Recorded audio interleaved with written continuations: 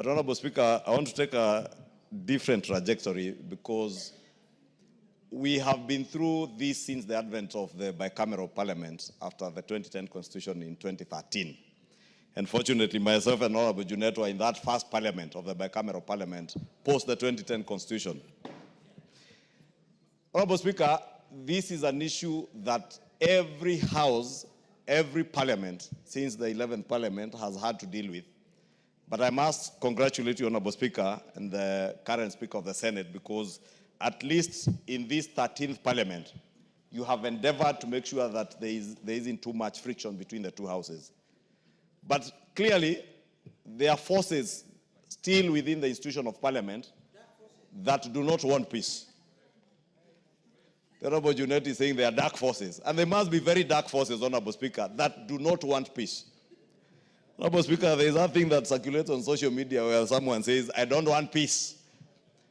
And it looks like there are people within this institution of parliament, especially the other house, who do not want peace between the bicameral houses of parliament. Honorable Speaker, I was saying I want to take a different trajectory because you sit at a different place from the Speaker of the Senate. You are the chair of the Parliamentary Service Commission. Being the chair of the Parliamentary Service Commission, Honorable Speaker, and having a bigger representation from this house in the Parliamentary Service Commission, you stand at a pivotal place to ensure that we do not spend any more resources prosecuting cases in court over issues that as leaders we can settle amicably, Honorable Speaker. Because it makes no point for taxpayers' money that has been appropriated by this house to the Parliamentary Service Commission to be expended on lawyers in court to go and review a matter that was already resolved by the Supreme Court, Honorable Speaker.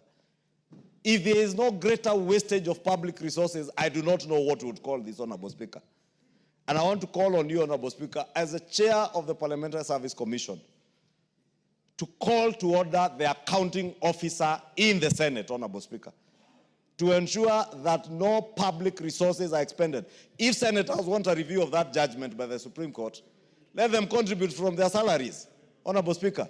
Because the provisions of Article 109, 110, and 111 of the Constitution, all the way to 114 on money bills, Honorable Speaker, are so explicit that you do not need to have gone to any law school. I have never been to law school, Honorable Speaker. I only studied commercial law and the law of tort when I was doing my commercial law in my CPA studies. You studied rudimentary law. Let me not call it rudimentary law, Honorable Speaker. At least I studied some commercial law, basic law.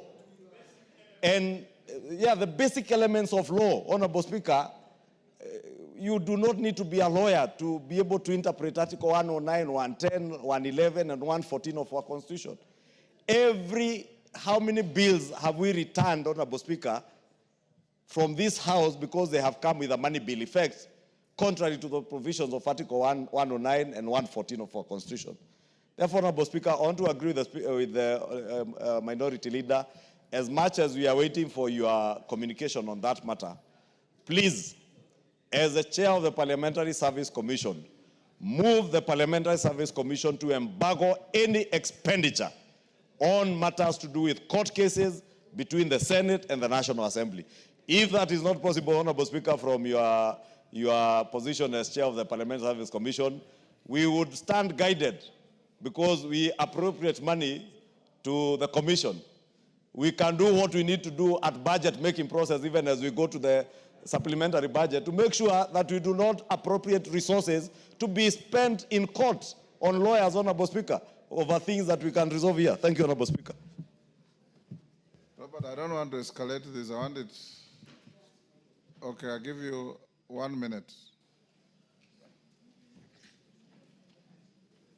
Thank you, Mr. Speaker. Mr. Speaker, I think this matter that has been raised by the minority leader is an important issue because, Mr. Speaker, from 2010 or 2013 when the new bicameral system started, you notice not only have we had very many cases that have been taken to court, but there is a clear attempt to belittle the House of the National Assembly by the Senate. And in fact, Mr. Speaker, right now, that they have gone to Supreme Court again also shows the disrespect they also have for the rule of law. How do you go back to the Supreme Court? Why can't you not respect the Supreme Court ruling? So, Mr. Speaker, it's very unfortunate. Speaker, I think maybe what we have done, which is maybe, in my opinion, the mistake we've made, is that we have actually tried to babysit the Senate for a very long time. I have served, this is my third term here.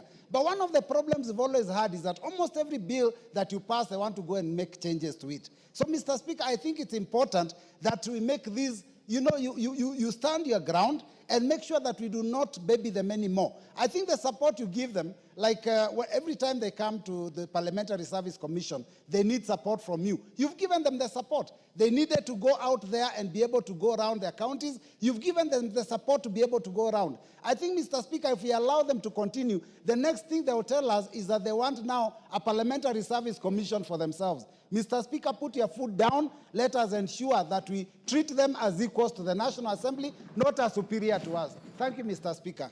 Thank you. I'll give you direction in due course. Thank you, Honorable Junet, for raising. Actually, it's a reminder, something you had raised earlier. And they know that they are wrong. That's why they are even attempting to draft a constitution amendment bill to try and interfere with matters that are so clear in the Constitution.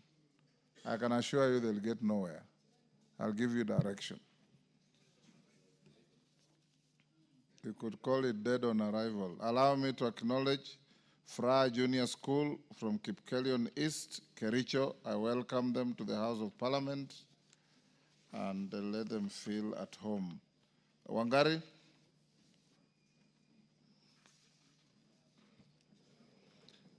Majority Leader, you can bring in the Minister after Wangari's statement. We want... Thank you. Thank you, Mr. Speaker. Honorable Speaker, pursuant to the provisions of Standing Order 44.2b, as read together with Standing Order 179.14, I rise to make a statement regarding the conduct of the elections of select committees. Honorable Speaker, Standing Order 179.14 requires the chairperson of the Liaison Committee, by way of statement, to notify the House of a duly elected chairperson and vice chairperson of a committee when the House next sits after the conduct of an election. Honorable Speaker, on Tuesday, 29th July 2025, the House approved the appointment of members to serve in various committees as nominated by the Committee on Selection. Honorable Speaker, following the changes in the membership, the Clerk of the National Assembly, in exercise of the powers conferred under the provisions of Standing Order 179.2, declared vacancies in the offices of, number 1, chairpersons for the Public Petitions Committee and the Constitutional Implementation Oversight Committee, and vice chairpersons for the Departmental Committee on Regional Development and the Committee on National Cohesion and Equal Opportunity. The clerk has also declared vacancies in the committees affected by the consequential changes. To facilitate elections, pursuant to Standing Order 179.2, the clerk appointed Tuesday, 5th